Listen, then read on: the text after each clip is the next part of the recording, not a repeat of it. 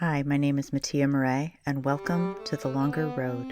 You are on the longer road if you have multiple intersectional identities that are often marginalized. You've had to work harder to get to the starting line, and you might feel behind. I'm here to provide hope, support, and practical tips, and to let you know that you're not alone.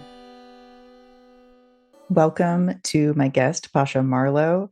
I am super excited to have her here. We found each other on the internet and we have a lot of overlapping content. And I was just on her podcast, Neuroqueering, which you should definitely check out. And we'll link that episode here as well.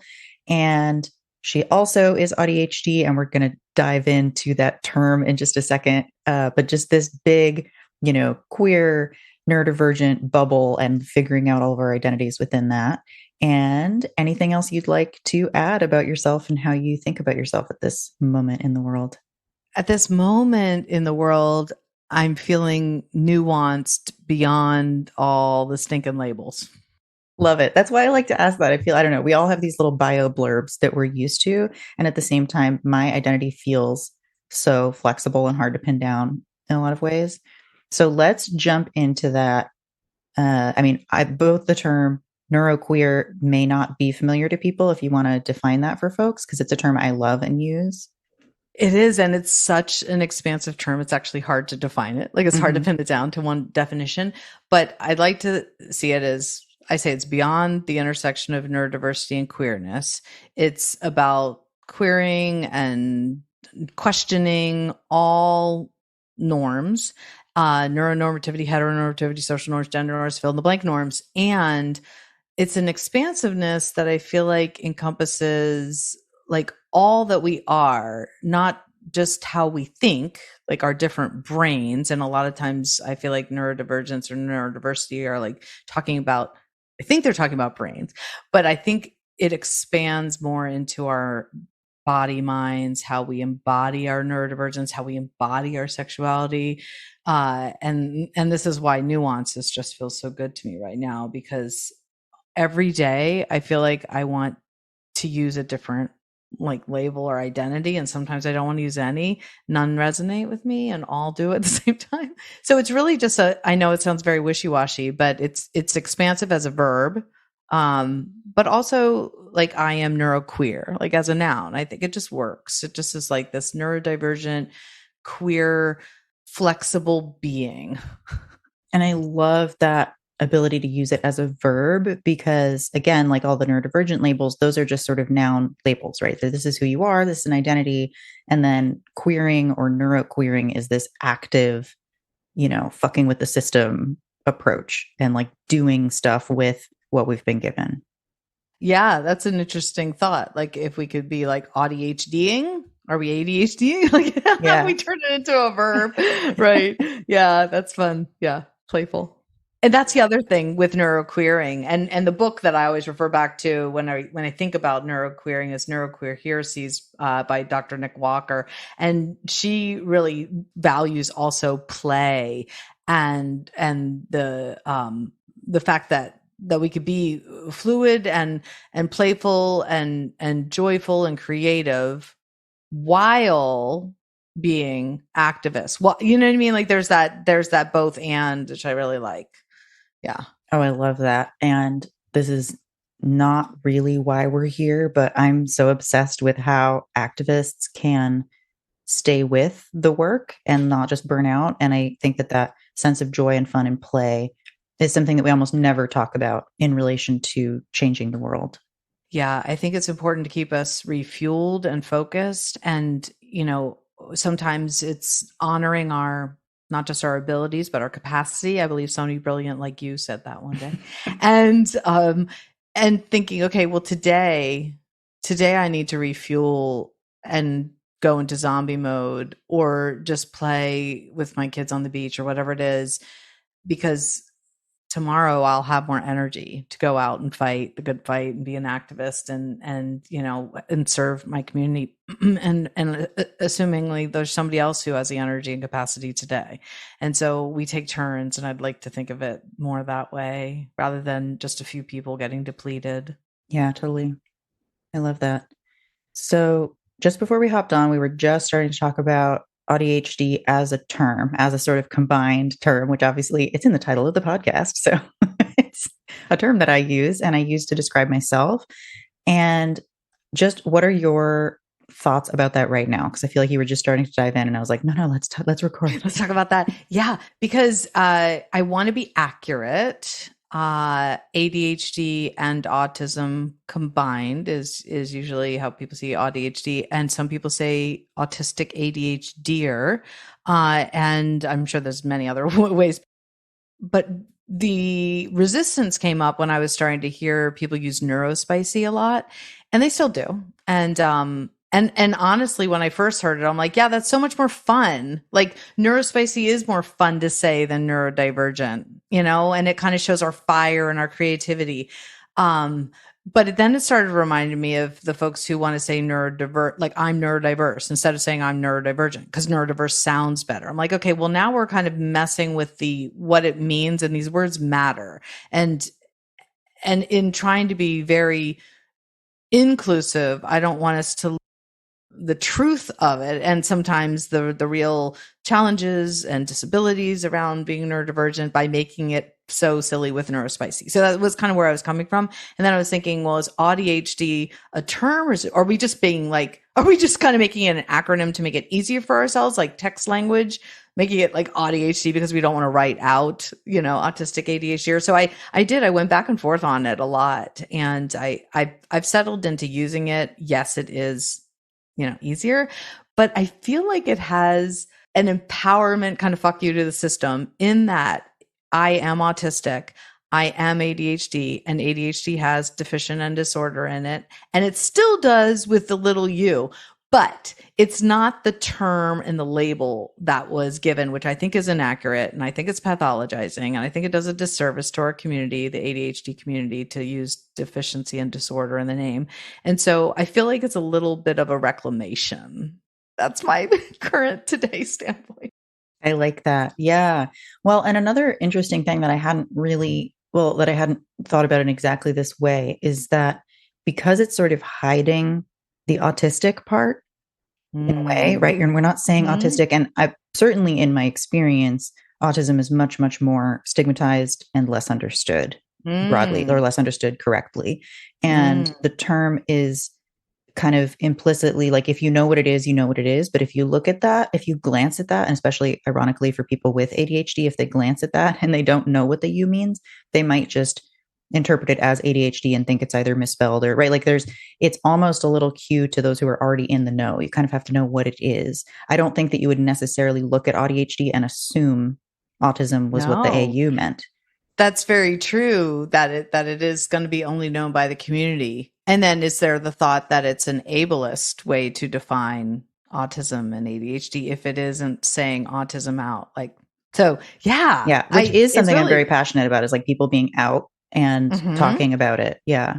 Yeah. Well, then more reason to, I guess, keep declaring what it means. I'm equally as, depending on the day, proud of and delighted by my autism as I am my ADHD. And then I'll just say this morning, I was pissed off at my autism because it threw me into a major sensory meltdown. And I was like, fuck you, autism. I just was mad at it. And so anyhow, I just think it's a really unique dynamic. And whenever I do a TikTok or video on AuDHD couples or couple dynamics, people are like, what? Like, how on earth did you just define the paradox and the complications and the nuances of this combination? Like, are you in my bedroom? They get really freaked out, and which validates me, but it's not hard for me to, because it's me. It's my bedroom.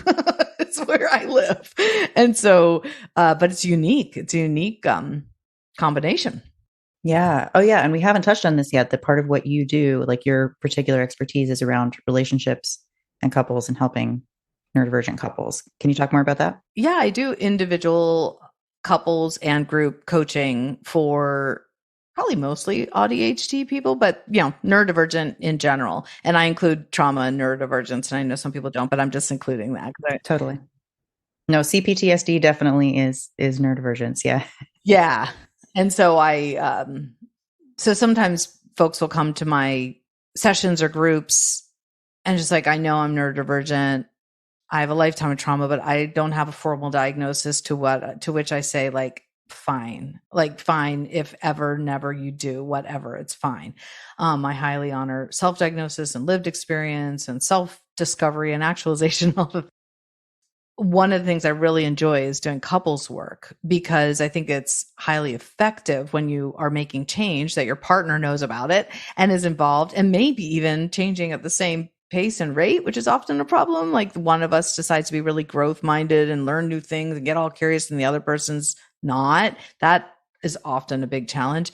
Or one person's finally stepping into their identity or just their awareness of their neurodivergence and they want more compassion and empathy from their partner. So it's really fun work. And I see the change happen so much faster with couples work. I love doing the individual work and I love the group work too. That's a really great tool as well. But when there's a relationship issue or any intimacy issues or infidelity issues, communication issues, it's really helpful to have both people in the system in the room. Totally. And to explicitly name part of what you're talking about, it's integrating, right? Like you can learn things for yourself, but I always think of stuff coming up in interpersonal relationships as the boss fight version of what I'm learning. Like Yeah. I can learn how to, self-regulate and feel better and blah, blah, blah. And then something triggers, a childhood trauma related thing with a person. And my brain is just like, oh, never mind. All my skills are gone. I'm fully off in trauma land. And yeah, your partner knowing that that's happening or even that you're trying to do this stuff, I feel like is so important because if they don't know that you're making an effort and that this is hard for you and that you're experiencing what you're experiencing, they're just assuming that you're doing it on purpose because we're all the main character in our own heads. Absolutely. And something you said reminded me of, let's say we're having a panic attack or we're in a meltdown or in sensory overload. If our partner very lovingly but unknowingly, just says, just calm down, just, take some deep breaths, which is Oh my impossible God, the in the rage in my middle, body right now. right? The PDA. And that's not the best way to handle this, right? And yet I could teach yoga and teach breathing and teach trauma work, but in the moment, like this morning when I was having my big time sensory overload meltdown, I could not remember to breathe. I could not remember to stay present in the moment. And had I had a partner who could have said something like, what do you see? Like name 5 things you see. What do you hear? So let's step outside. But not say just calm down or just take a deep breath. Or what are you so upset about? Like just like the questions. Right? That's not helpful. And so yeah, it's really helpful to have the language, the shared language in that and the trauma informed work and knowing what the triggers are, like sharing each other's, triggers so that you can tend to it more and just coming in with a lot more generosity and empathy and patience and meeting your partner with a little bit more grace.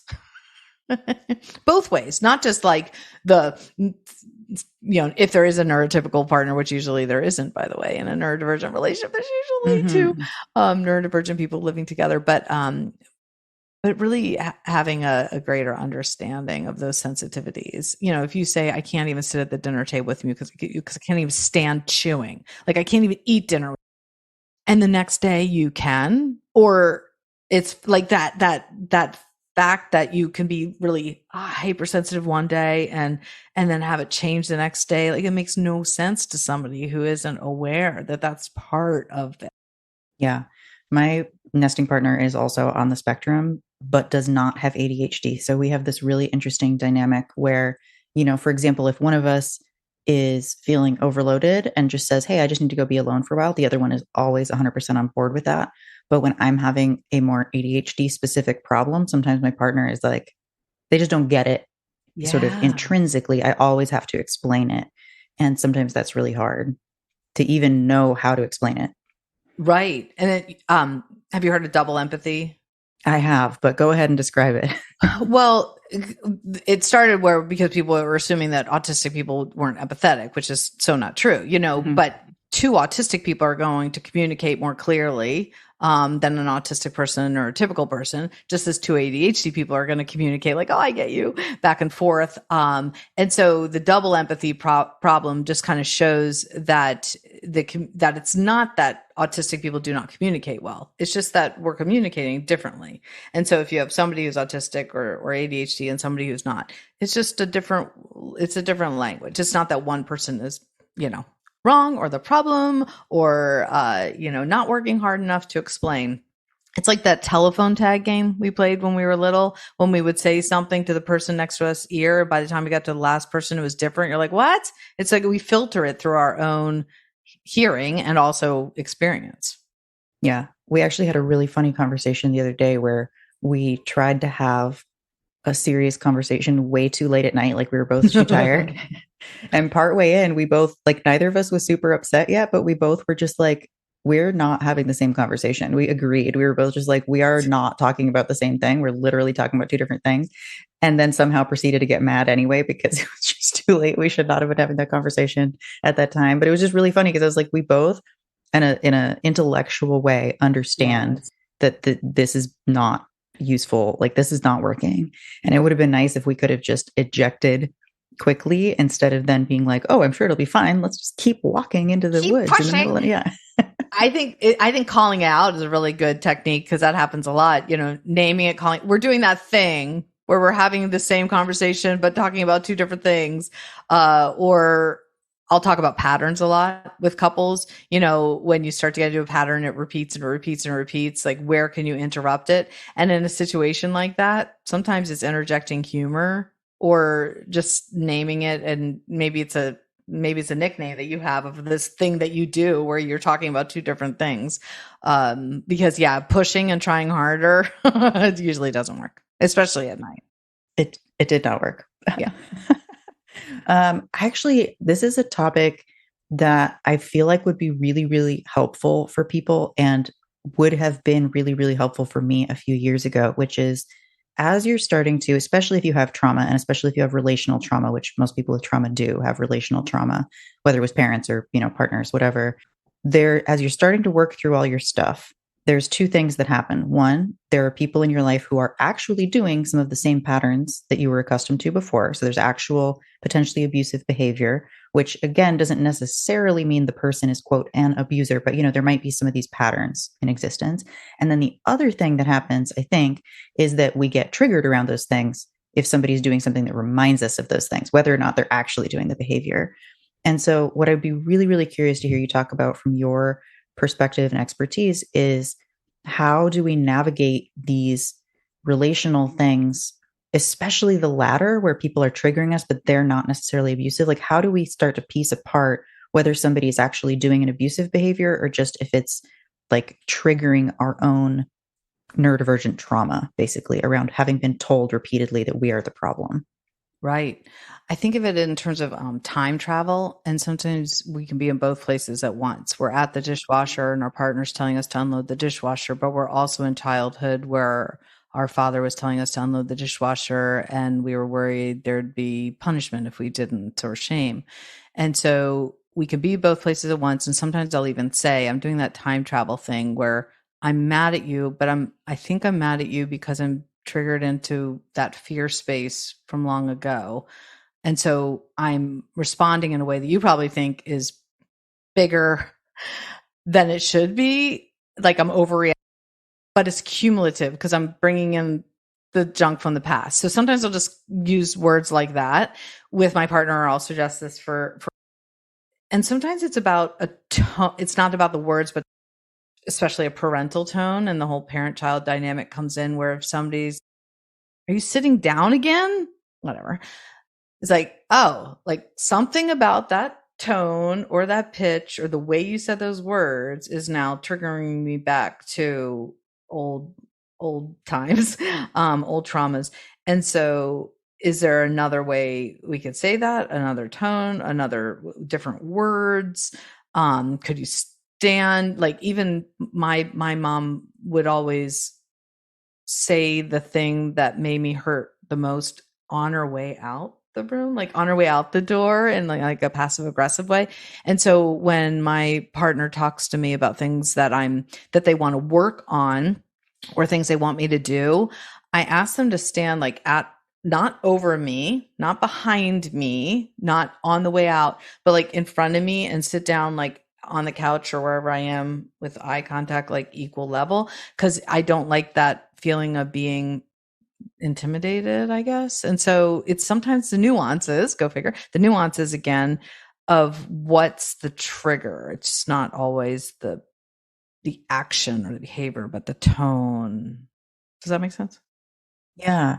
And I know, I mean, for myself, I keep having new triggers come up, like things I didn't know were triggers. So, it's not like in my experience, it's very hard to identify what triggers are until they've happened, until you look at it and go, Yeah. oh, whoops, like, that's what that was referring to, right? Like they're not just at the surface. How did you figure out, like in the example you just gave, how did you figure out that that was what you needed in that type of Mm-hmm. interaction? Yeah. There'll be something that makes me feel trapped. And I think this probably will, folks with the kind of, who identify with PDA, might respond to this a little bit more, but there's something that makes me feel panic, like my autonomy or my freedoms being taken away, whether I'm being asked to do a task or even just there's a judgment or criticism of any kind. And so I needed the feeling of being on equal ground and safety, like safety first, psychological safety first before anything. And to your point that you don't know that there's a trigger until it happens. Like for instance, the other day I was doing laundry in the basement and my nesting partner is a good term because it's like my soon to be ex closed the basement door. And I did not know that I had a trauma trigger of being apparently locked in the basement or like scared of the dark and all that. The second that door closed, like I was time traveling back to a time I didn't remember. And the rage that I showed him, unknowing, he didn't even know I was in the basement. He didn't know I would be scared of locked door, even if I knew I was in the basement. And I was so rageful to him and frankly pretty mean. And I later had to step back and be like, what the heck happened? And then this is hard for us, but to then say, I don't know why I responded that way. And I know that to you it felt like, unnecessary perhaps, but I felt like I was under threat, I felt in danger. And then when I'm fearful, it comes out as anger. And then I'm going to scream and swear and throw things, even though that's not what I wanted to do. It's like, it just wasn't a reflex. And so I'll come back later and say that. But it's always a feeling in my body of, knowing that something isn't right. Something about this interaction isn't feeling good. Something about this interaction is reminding me of something. And if you have a good relationship, you're like, I have no idea why it's bothering me that you're standing like that with your hand over your head, but it is. Like, I don't know why, but and then allowing ourselves to ask for these accommodations. And I call it access intimacy. I don't know. I love this term. It's like access intimacy, like Oh, I saying, like that. oh gosh, like something about the way you're standing is making me nervous. Can we go sit in another room? And then that liberates the other person to be able to say, yeah, and I'd like it if we, maybe didn't sit with our arms crossed, or I'd like it if maybe we could sit with tea, like it opens up the conversation for each person, neurodivergent or not, to say what would make them feel safer and more comfortable as we talk through what is likely a conflict of some sort. Yeah. And that, I mean, what you're describing sounds so simple, but it's not, right? Because No. once the body is kicked into trauma gear or just reactive, right? Even if it's just, on the sensory meltdown side of things, which is not necessarily not a trauma response, but it's that type of thing where you feel like the body has just taken over and now you're going down this road, right? And it feels very out of control. The one meta point I kind of want to make about this is I feel like when you go the therapy route, which I have for 15 years, and I love therapy and I, recommend it to anybody who wants it, that approach is basically you are better or you are healed when you stop having these reactions, like when you stop feeling like your body is just taking over. And part of the reason I've really enjoyed a lot of somatic approaches or, other kind of more body-based things is even though I've healed an enormous amount of trauma, there's a lot of shit still in my body and it's not going away. I don't know that these reactions will ever go away. And so I really want to unshame for people this reactiveness and this responsiveness. And, you, like both of us in the last week, have both had, and in my case, it was this conversation where I got super triggered, late at night. And I can talk about that more. But basically, we've both had in the last week a situation where we had a totally outsized emotional response to a small thing. We both have a lot of tools. We've both done a lot of work. We help other people do this work. And our bodies are still having these responses. Yes. And I just really want to normalize that because the goal is not to make the body non-responsive because that's a dead body. Mm-hmm. I so agree. And that is, even though we're trained in this and we help, like, I'm like 53 years, I can't remember my own tools. Are you kidding me? So I know that my cognitive mind and my therapy talking mind is not going to work. So even though it was bloody hot and humid out, I went outside and moved a little bit. And I know I have to like sweat or jump in a cold shower or do something very sensory, like extreme, hot or cold, or and get back into my presence. That is the only way I've ever been able to get through a trauma trigger or a panic attack or a meltdown. It's never been through words. So yeah, I agree with you. Talk therapy only goes so far. And I think some people think of somatic healing as, oh, great, they're going to tell me to focus on my breathing or meditate or dance. And if none of those things sound at all aligned, like for you, somatic healing might be rollerblading or hula hooping or pickleball or archery. Like, it literally doesn't matter. I think it's just doing something in your body. Knitting. I have so many clients who knit and they're like furiously knit. Love it. And something in your body. To go back to the relational thing too, that, we get into these habits with especially people who you live with, right? Because you have all these habits around your home life and where you have these conversations and, the places where you sit together, all these things. Like, it can be so helpful to just change where and how your body is moving when you're having, like, go on a walk and have the conversation. Yes. Yeah. Go get ice cream and have the conversation. Right. Yeah, absolutely. But you're right. Even switching to a different room or getting a different temperature or getting a different texture in the room or holding your animal if you have a dog or holding your stuffed animal if you don't have a live animal, like changing it up so you're not in that same exact response, feeling like you're repeating the same argument over and over in the same way over and over year after year. It's really frustrating. Yeah. Yeah. And I do want to give this little story example to finish out what I was talking about with this conversation. So we started having this conversation, and the funny thing was we had just said, like, both of us were like vaguely horny. We were like, do we want to have sex? We were like, nah, we're both too tired. Okay. New rule that we have now post this conversation. If we're too tired to have sex, we're too tired to have a big conversation. There you go. New relationship rule that we have. Awesome. Awesome. But basically my partner was like, oh, hey, I just have this thing that's been bothering me. It's not a big deal. So in my mind, I'm like, okay, we're just going to have this little conversation that's not a big deal. And then it turned out that it was a bigger emotional deal for them than I realized. So part of it for me was a transition problem because I thought we were having one kind of conversation and then a little bit later learned, oh, we're having a different kind of conversation, which, by the way, I would have said no to. So I know they weren't trying to trick me, but that was kind of how it felt in the moment. Yeah. And then it was late, I was tired, I'm already laying down. And one of my body's particular trauma responses is around this because of particular things that happened in specific states that I was in as a child. Like, if my body feels too relaxed and also triggered at the same time, I get super, super triggered. I'm like, oh shit. Like, that's when my body goes into full panic mode. So I started to have a full on like trauma response, feeling really panicky. My partner thought it was because they were expressing emotions to me. So they were getting upset about that. And I was like, no, I'm having a trauma response. Like, but I was so triggered that I couldn't even express exactly what was happening. Like I was starting to get to that point where I was like having trouble expressing what was happening.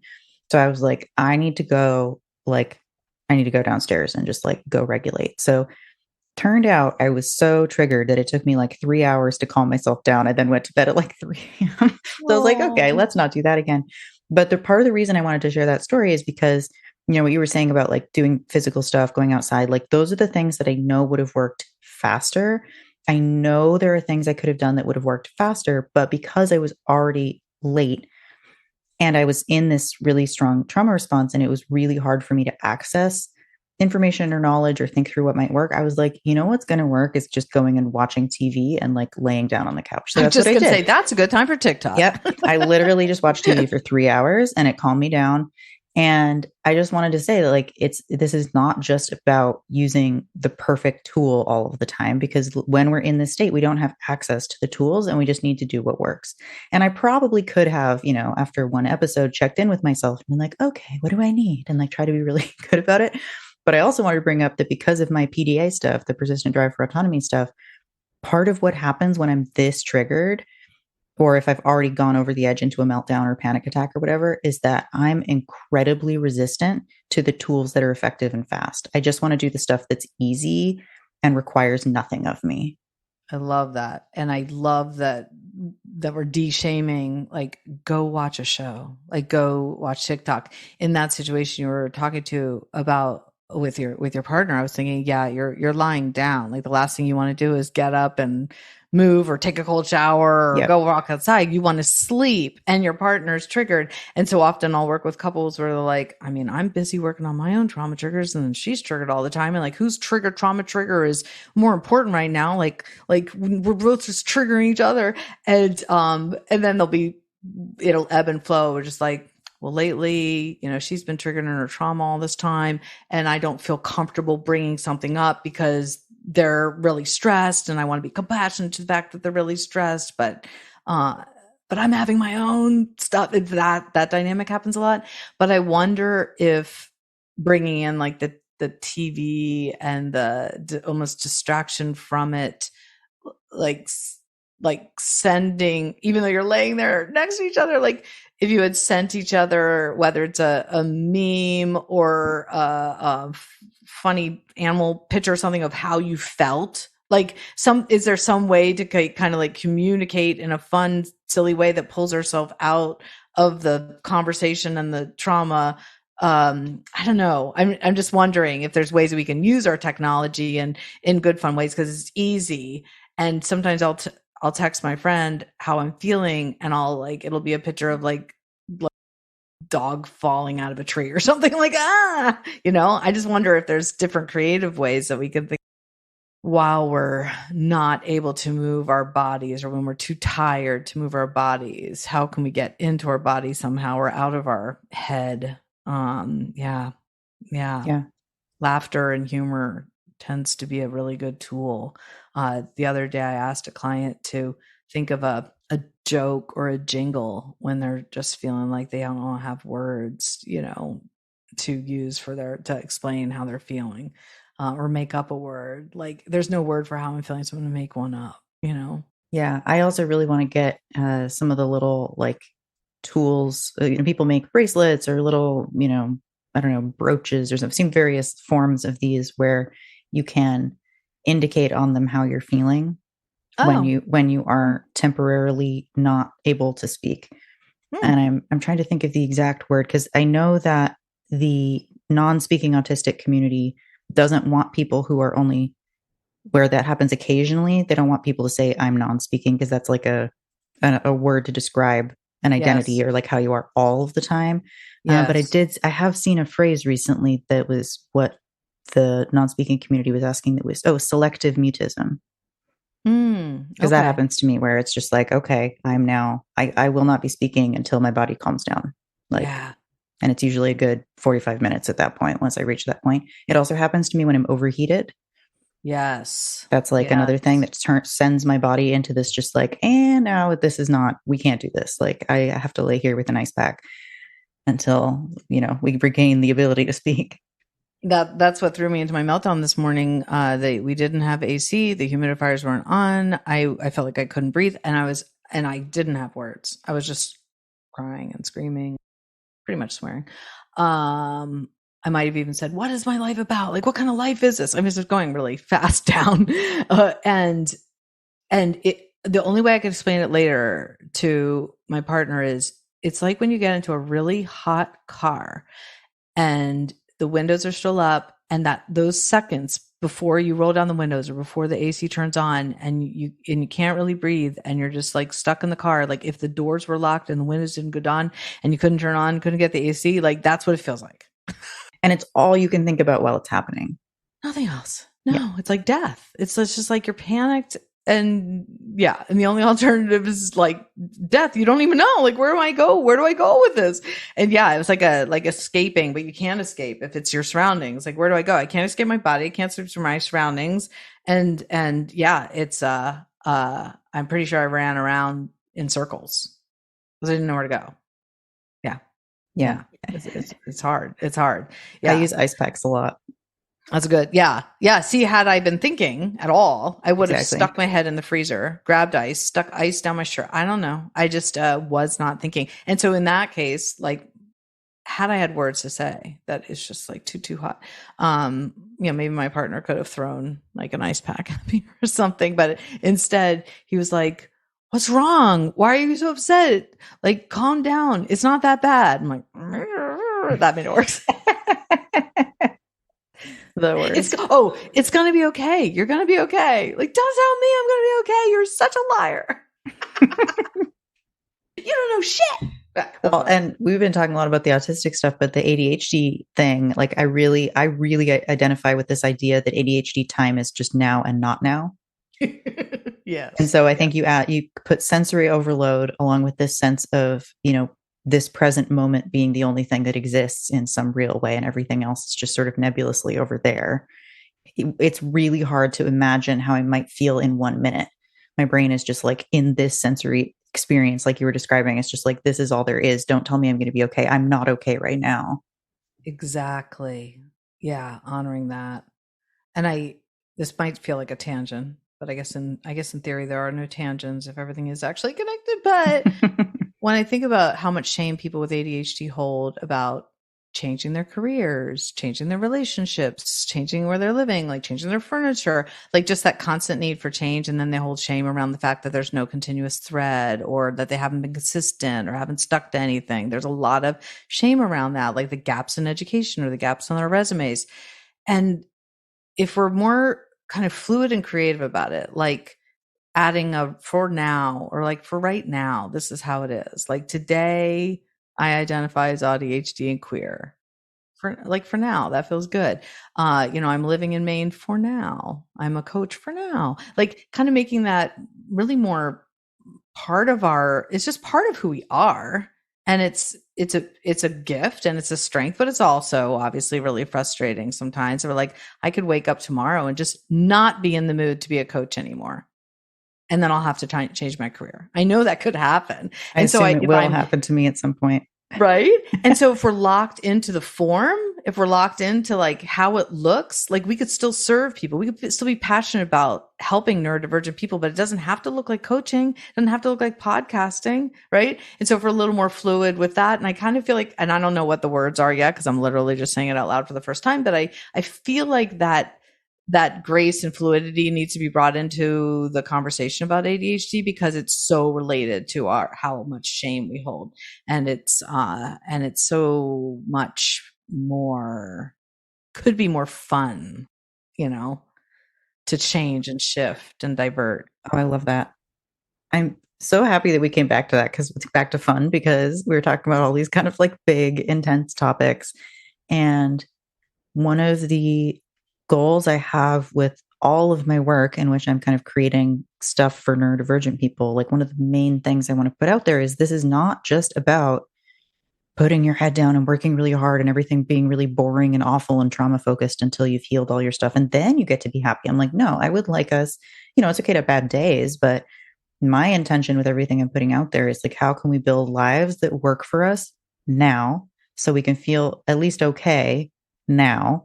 and then build towards something, as opposed to, I don't know. I just think there's some puritanical bullshit probably behind that idea of what I just said. Absolutely. Absolutely. Yeah. We often don't give ourselves permission to sit and have fun. We often feel like we have to like produce something before we can, before we are worthy of it. And I think our idea of what's fun, like I'll sometimes recommend, well, could you do something fun, like go outside? And I have this delightful, human I work with in Hungary.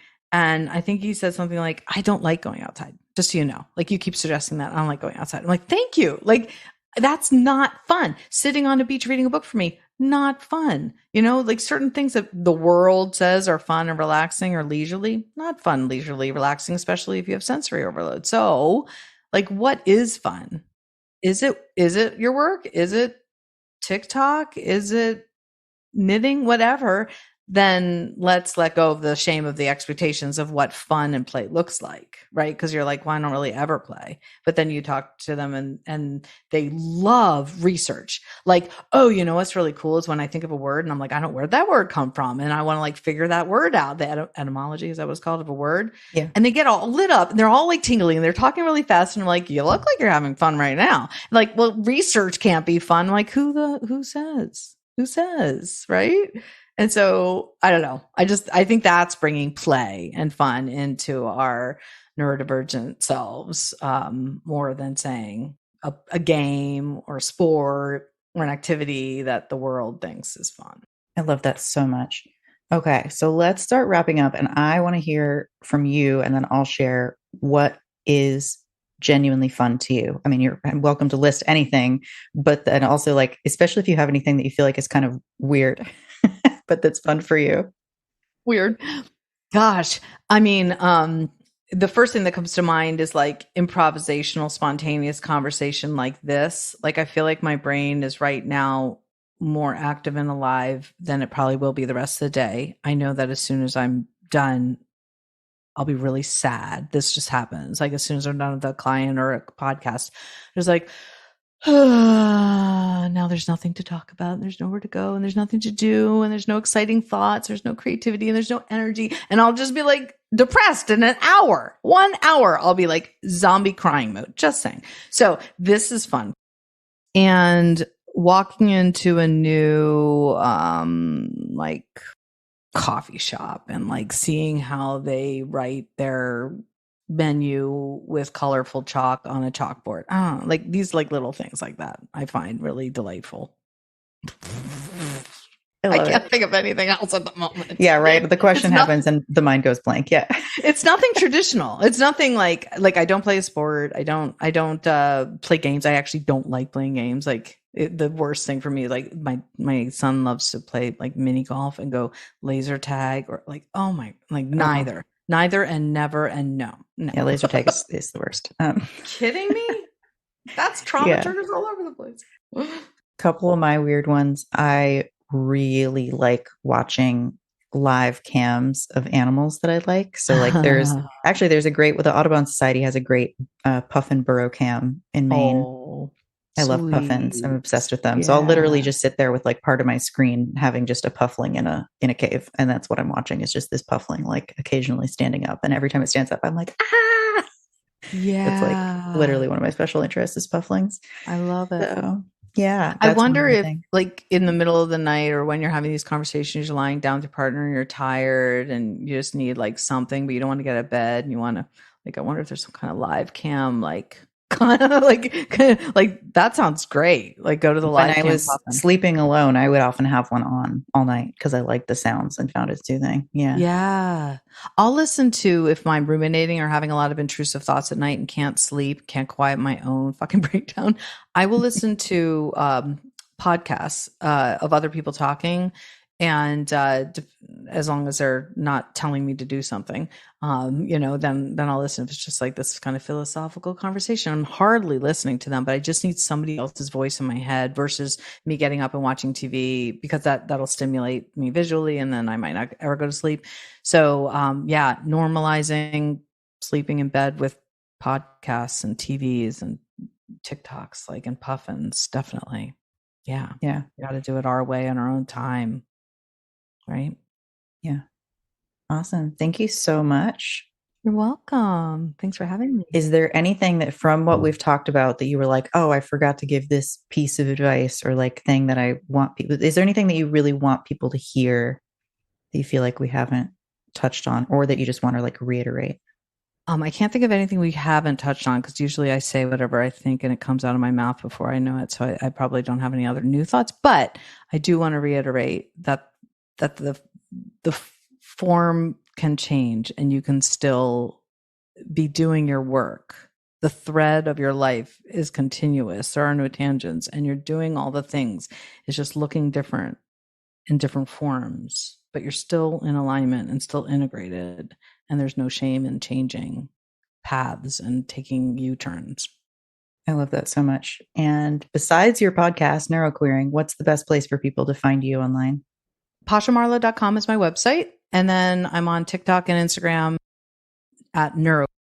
Awesome. Yeah. Thank you so much. And we'll put all those links in the show notes. Thank you. See you on the internet. All right. Thanks, Mattia. Bye-bye. Bye. Thanks for listening. If you know someone who would be helped by this podcast, please share it with them. And I'd love to hear your thoughts and suggestions at Mattia@MattiaMauree.com. That's MATTIA at MATTIAMAUREE.com. Thank you.